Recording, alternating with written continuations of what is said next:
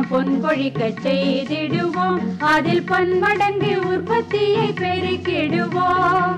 பண்ணையெல்லாம் பொன் கொழிக்க செய்திடுவோம், அதில் பன்மடங்கு உற்பத்தியை பெருக்கிடுவோம். உழவர் உலகம். கண்மணி போல் நெல்மணியை வளர்த்திடவே நாடும் கருத்துரைக்கும் ஒளிபரப்பை கேட்டிடுவோம். கண்மணி போல் நெல்மணியை வளர்த்திடவே நாடும் கருத்துரைக்கும் ஒளிபரப்பை கேட்டிடுவோம்.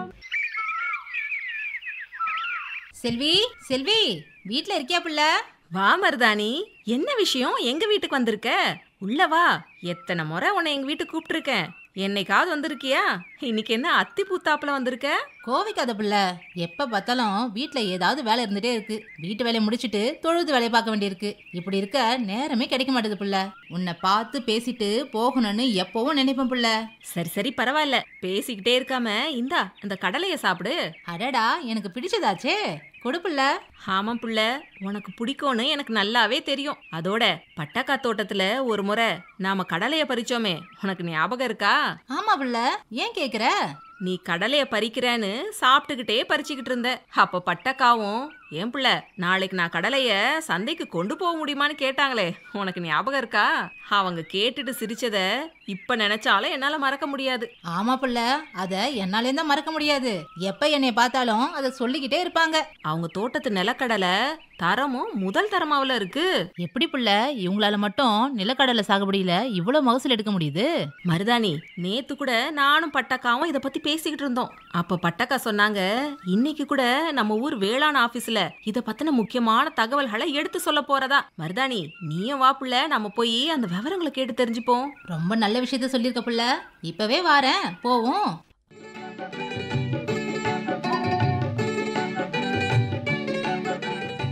அன்பார்ந்த வேளாண் பெருமக்களே, இன்றைய நிகழ்ச்சியில் நிலக்கடலையில் மேம்படுத்தப்பட்ட சாகுபடி தொழில்நுட்பங்கள் குறித்து திரூர் வேளாண்மை அறிவியல் நிலைய தொழில்நுட்ப வல்லுநர் டாக்டர் சி. தமிழ்ச்செல்வி அவர்களின் கருத்துக்களை கேட்கலாம்.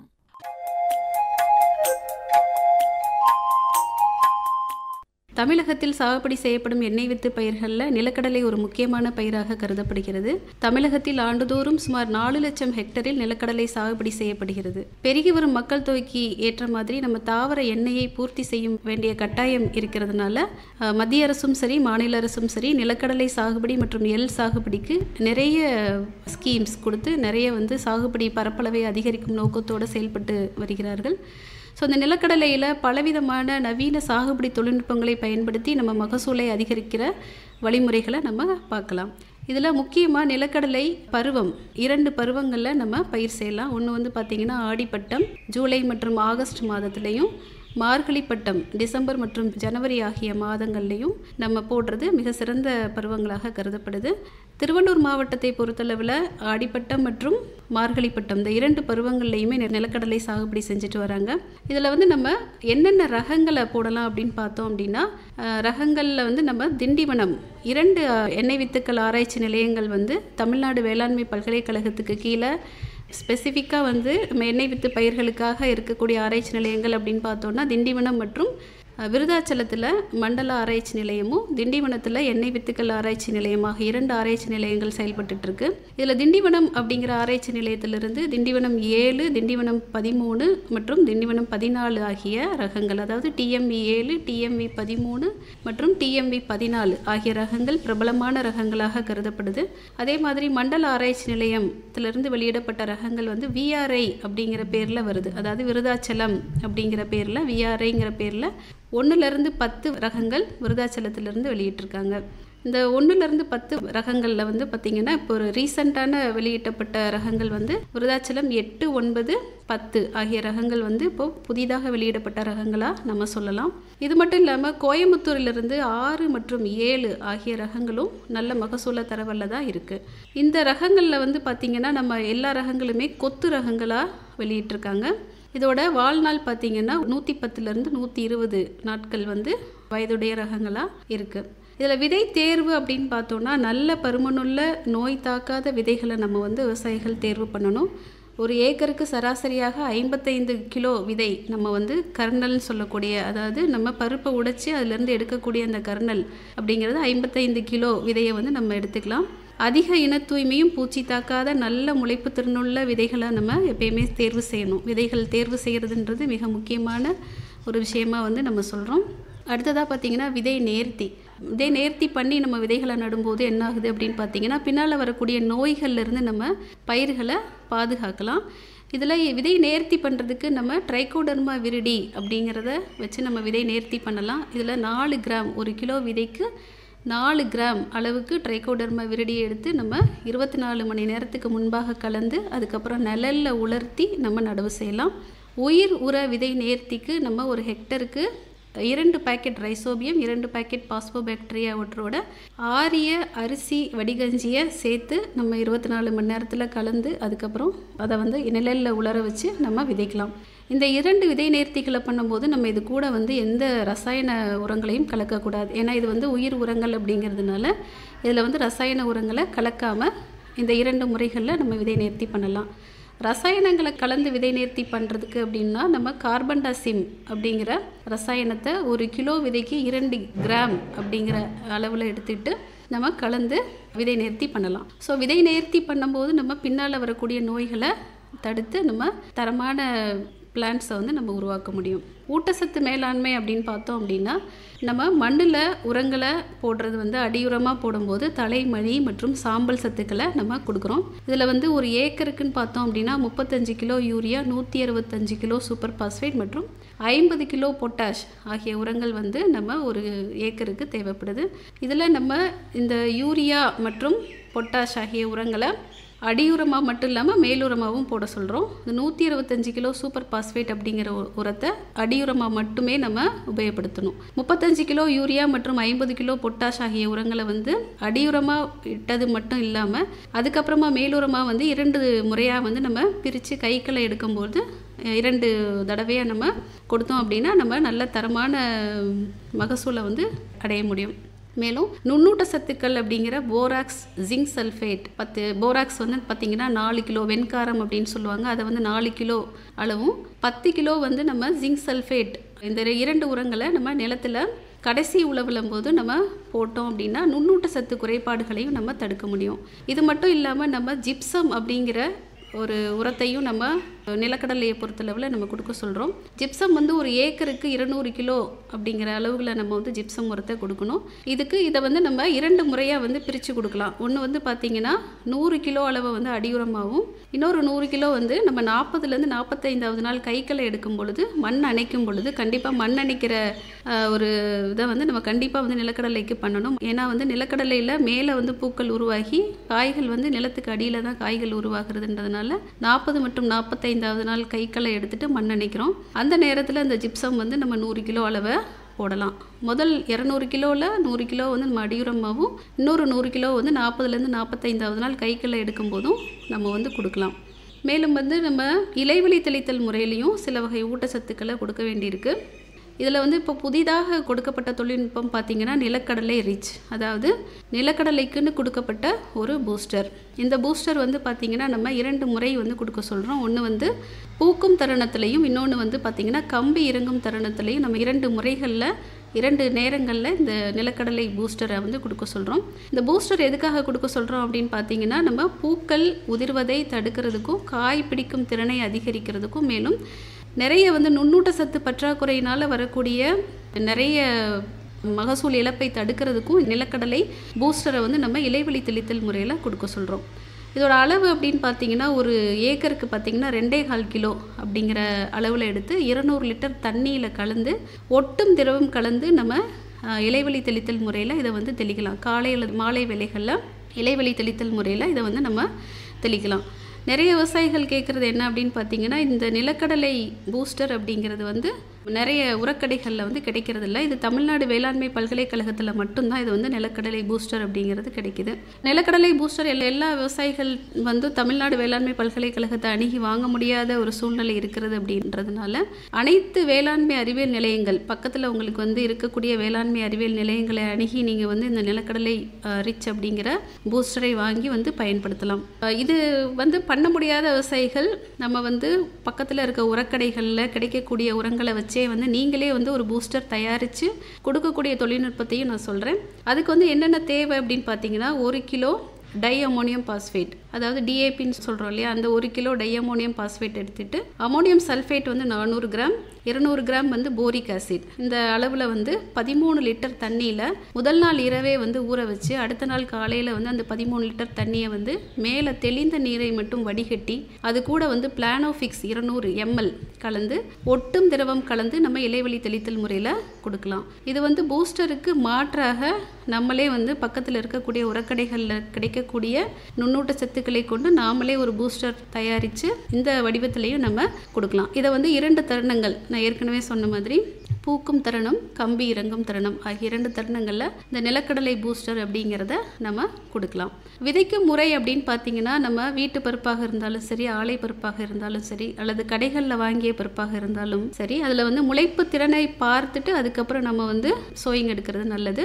முளைப்பு திறன் பார்க்குறதுக்கு நீங்கள் வந்து உங்களுக்கு வீட்டில் இருக்கிற சின்ன கொட்டாங்குச்சியோ அல்லது வந்துட்டு ஏதாவது சின்ன ட்ரே மாதிரி இருந்ததுன்னா அதில் வந்து ஒரு 10 பருப்பை போட்டிங்கன்னா அதுலேருந்து 6-7 பருப்புகள் முளைச்சிருந்தாலே நம்ம வந்து முளைப்புத்திறன் ஓரளவுக்கு நல்லா இருக்குது அப்படின்றத தெரிஞ்சுக்கலாம். ஸோ இது வந்து நம்ம இதை விட கம்மியாக இருந்தது அப்படின்னா நம்ம வந்து விதையோட அளவை கொஞ்சம் அதிகப்படுத்தி விதைச்சிக்கலாம். பயிரோட இடைவெளி அப்படின்னு பார்த்தீங்கன்னா வரிசைக்கு வரிசை 30 சென்டிமீட்டரும் செடிக்கு செடி வந்து 10 சென்டிமீட்டர் இடைவெளி விட்டு நம்ம நடவு செய்யணும். ஒரு சதுர மீட்டருக்கு கண்டிப்பாக வந்து 33 செடிகளாவது இருக்கணும். இந்த 33 செடிகளுக்கு வந்து நம்ம கம்மியாகும் போது என்ன ஆகும்னு பார்த்தீங்கன்னா கண்டிப்பாக மகசூல் இழப்பு இருக்கும். இதற்காக தான் நம்ம என்ன பண்ண சொல்கிறோம் அப்படின்னு பார்த்தீங்கன்னா இடைவெளி நிரப்புதல். அதாவது நம்ம பயிர் நடவு செஞ்சதுக்கு அப்புறம் ஒரு சில பயிர்கள் முளைக்காத இடத்துல வந்து கண்டிப்பாக இடைவெளியை நிரப்பணும். 5லிருந்து 7 நாளைக்குள்ள நம்ம இந்த ஒரு இடைவெளி நிரப்புதலை கண்டிப்பாக செஞ்சிடணும். இந்த மாதிரி இடைவெளி நிரப்பும் போது பார்த்தீங்கன்னா நம்மளுக்கு ஒரு சதுர மீட்டருக்கு 33 செடிகள் இருக்கிற மாதிரி வந்துடும். கண்டிப்பாக நம்ம ஒரு சதுர மீட்டருக்கு 33 செடிகள் இருக்கிற மாதிரி இருந்தால் தான் உங்களுக்கு மகசூல் இழப்பு இல்லாமல் இருக்கும். அதை கவனத்தில் வச்சுக்கணும் விவசாயிகள் எப்பயுமே. நீர் நிர்வாகம் அப்படின்னு பார்த்தோம் அப்படின்னா 10 நாளைக்கு ஒரு தடவை கண்டிப்பாக நீர் பாய்ச்சுதல்ன்றது மிக முக்கியமான விஷயமா நம்ம கருதணும். பூக்கும் தருணத்திலையும், பூ எடுப்பதற்கு முன்னாடியும், காய் பிடிக்கும் தருணத்திலையும், முதிர்ச்சி பருவத்திலையும் வந்து நம்ம நீர் பாய்ச்சதில் மிக முக்கியமாக கவனத்தில் வச்சுக்கணும். அடுத்ததாக நம்ம பார்க்குறது என்ன அப்படின்னு பார்த்தீங்கன்னா கலை நிர்வாகம். கலை நிர்வாகம் அப்படின்னு பார்த்தீங்கன்னா நம்ம களைக்கொல்லிகளை உபயோகப்படுத்துகிறோம். இதுக்கு வந்து நம்ம விதை நட்ட 3வது நாள் மண்ணில் ஈர இருக்கிற தருணத்தில் பெண்டிமெத்தலின் அல்லது ஃப்ளூக்ளோரலின் ஆகிய மருந்துகளை நம்ம வந்து பயன்படுத்தலாம், களைக்கொல்லியாக பயன்படுத்தலாம். ஃப்ளூக்ளோரலின் எடுத்துக்கிட்டோம் அப்படின்னா 2 லிட்டர் வந்து நம்ம எடுத்துக்கிட்டு அதை 500 லிட்டர் தண்ணியில் கலந்து நம்ம மணலில் நல்லா படும்படியாக பின்னோக்கி அடிச்சுட்டு வரணும். எப்பயுமே வந்து களைக்கொல்லிகள் அடிக்கும் பொழுது பின்னோக்கி அடிச்சுட்டு வர்றது நல்லது. இதே பெண்டிமெத்தலின் அப்படிங்கிற களைக்கொல்லி எடுத்துக்கிட்டோம் அப்படின்னா 3 லிட்டர் வரைக்கும் நம்ம எடுத்துக்கலாம். 500 லிட்டர் தண்ணியில் கலந்து நம்ம நல்லா மணலில் படும்படி தெளிக்கணும். இது வந்து நட்ட 3வது நாள் செய்யக்கூடிய கலை நிர்வாகம். இந்த களைக்கொல்லியை நம்ம மணலில் கலந்தும் நம்ம நிலத்தில் தூவலாம். கண்டிப்பாக மண்ணில் ஈரம் இருக்கிற மாதிரி பார்த்துக்கணும். இதுவே வந்து நம்ம போஸ்ட் எமர்ஜென்ஸ் ஹெர்பிசைட்னு சொல்லுவாங்க. அதாவது பயிர் வளர்ந்ததுக்கப்புறம் சில களைக்கொல்லிகளையும் நம்ம வந்து பயன்படுத்தலாம். அதில் முக்கியமான களைக்கொல்லி என்னன்னு பார்த்தீங்கன்னா 20லிருந்து 30வது நாள் பயன்படுத்தக்கூடிய களைக்கொல்லி பார்த்தீங்கன்னா எமாஸ்டிஃபயர் அப்படின்னு சொல்லுவாங்க.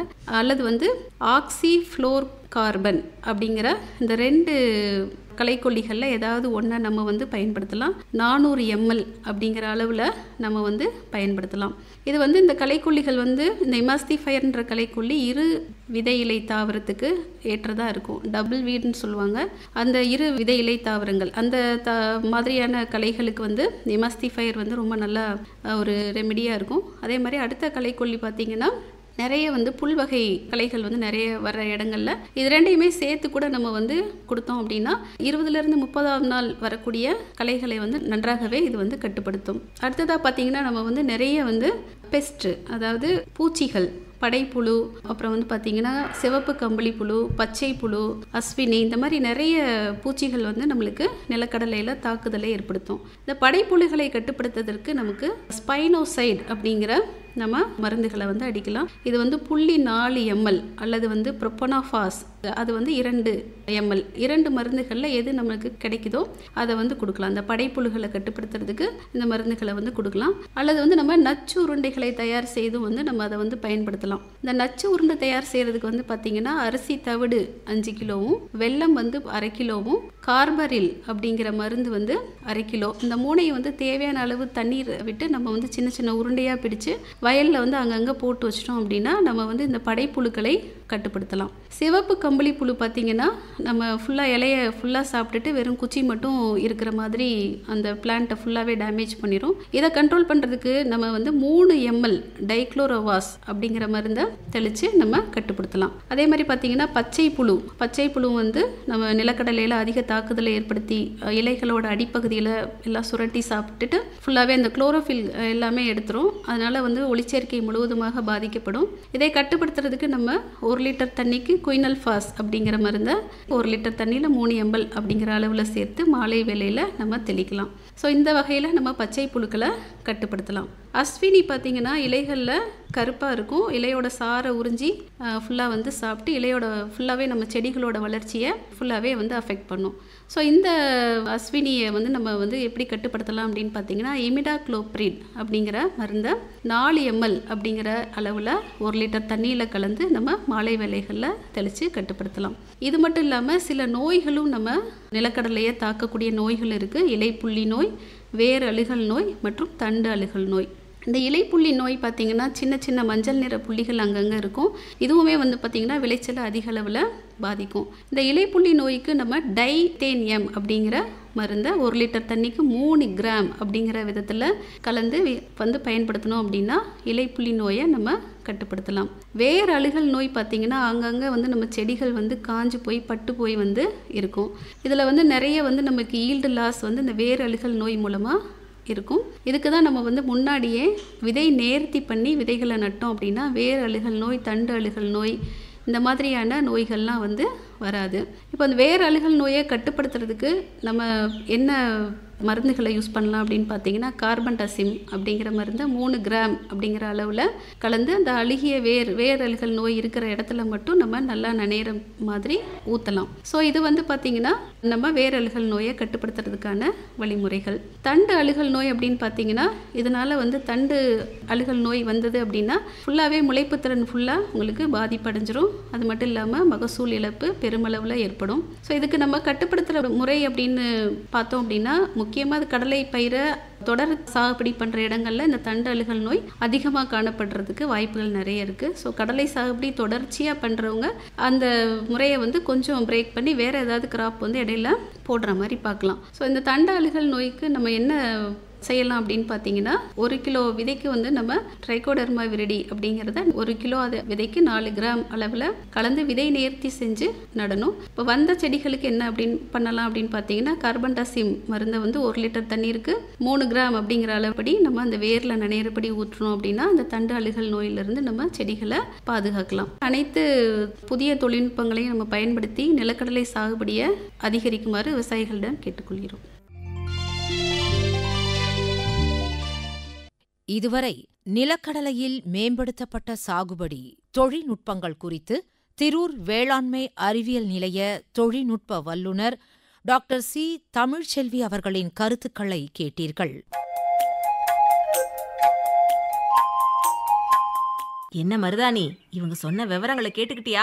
எல்லா விவரங்களையும் நமக்கு புரியுறாப்ல பொறுமையா தெளிவா எடுத்து சொன்னாங்கல்ல. ஆமா பிள்ளை, விதைக்கும் முறைய பத்தியும் கடலைக்கு இட வேண்டிய உரங்களை பத்தியும் தெளிவா சொன்னாங்க. செல்வி, பட்டக்க தோட்டத்தோட ரகசியம் இப்பல்ல புரியுது. எங்க கழனியிலயும் கொஞ்சம் இடம் இருக்கு. இங்க நான் சொன்ன விவரங்களை கேட்ட பிறகு இந்த முறைகளை பயன்படுத்தி நாங்களும் கடலை போட்டு நல்ல மகசூலை எடுக்கலான்னு இருக்கோம். அதுதான் எங்க செல்விங்கிறது. கிடைச்ச விவரத்தை சரியா பயன்படுத்த சொல்ற பாரு புள்ள.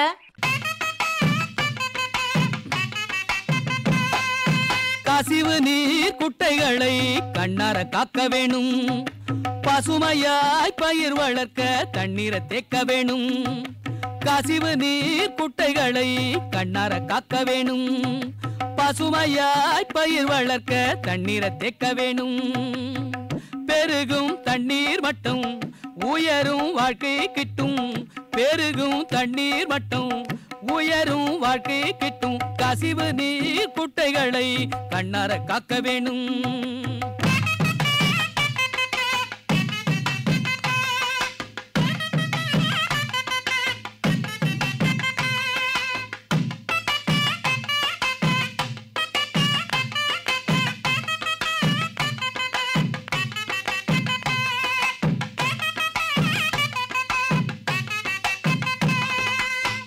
மண்ணரிப்பு கணிசமாக குறைஞ்சிடும் பாரு, மண்ணரிப்பு கணிசமாக குறைஞ்சிடும் பாரு, தண்ணியத்தான் பூமி நல்லா உறிஞ்சிடும் கேளு. மண்ணரிப்பு கணிசமாக குறைஞ்சிடும் பாரு, தண்ணியத்தான் பூமி நல்லா உறிஞ்சிடும் கேளு. செழிக்கும் நிலத்தடி நீர் கோழிக்கும் களத்து மேடு, செழிக்கும் நிலத்தடி நீர் கோழிக்கும் களத்து மேடு, கசிவு நீர் குட்டைகளை கண்ணார காக்க வேணும். பசுமையாய் பயிர் வளர்க்க தண்ணீரை தேக்க வேணும். பெருகும் தண்ணீர் மட்டும் உயரும் வாழ்க்கை கிட்டும் கசிவு நீர் குட்டைகளை கண்ணார காக்க வேணும்.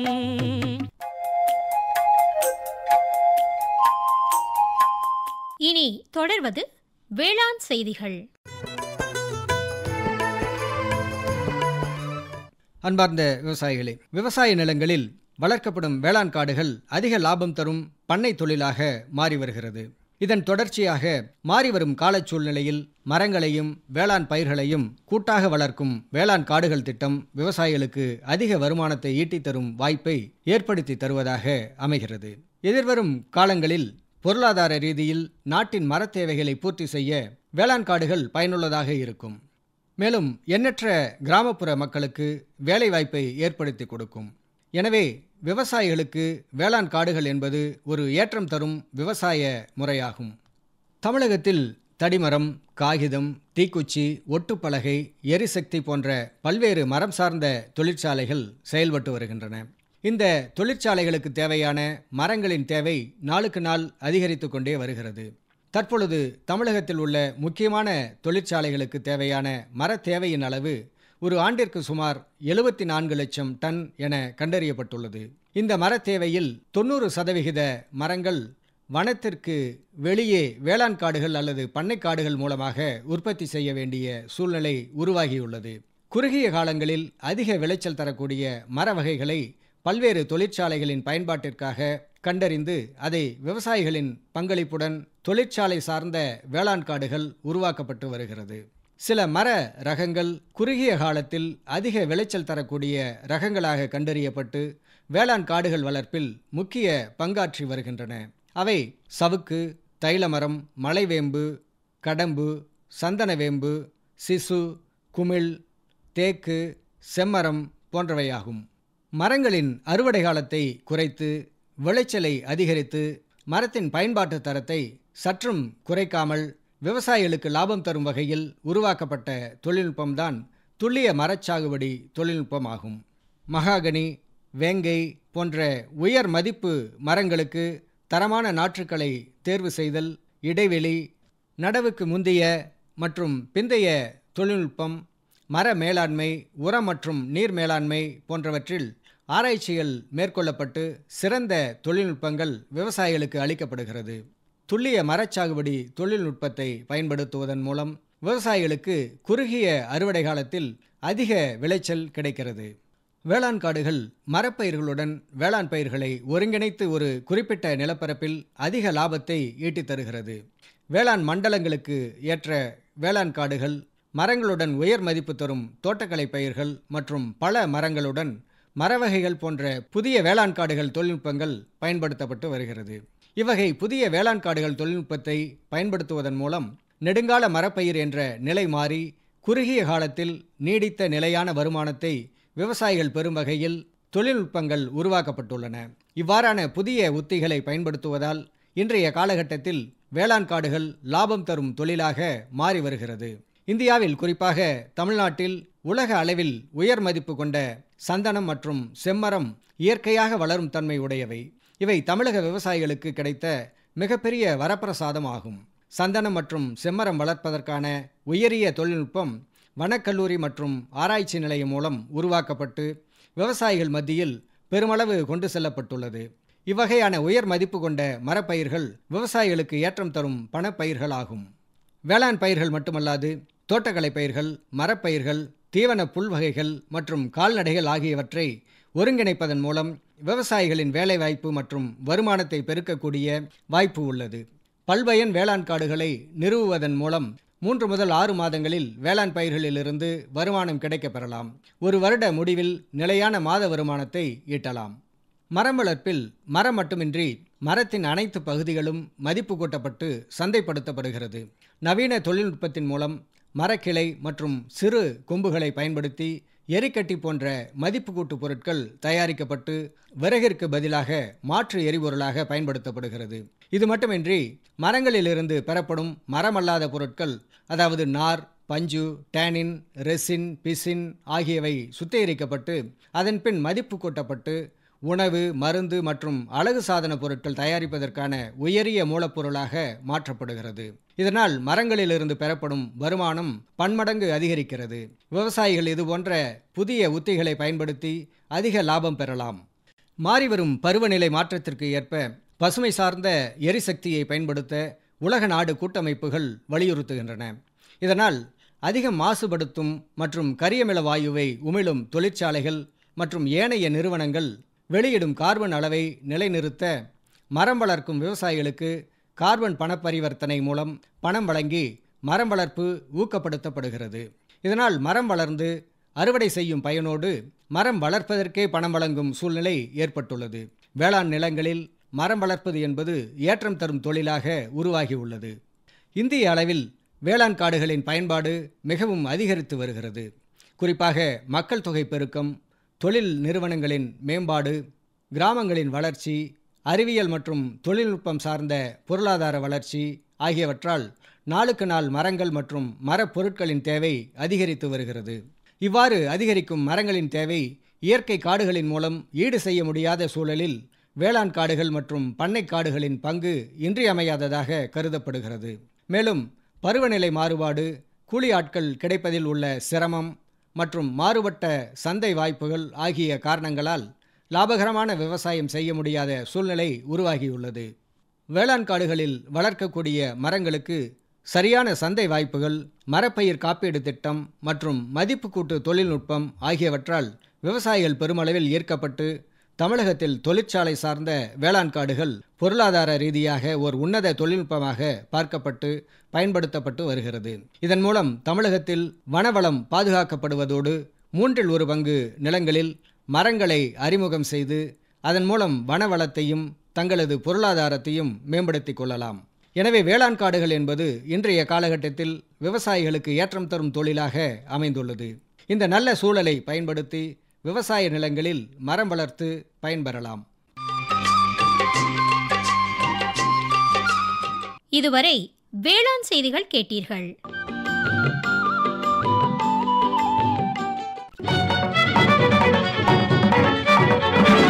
உண்ணும் பொருள் அத்தனையும் விளைத்திடுவோம், நித்தம் உழைப்பால் நில மகளை வணங்கிடுவோம்.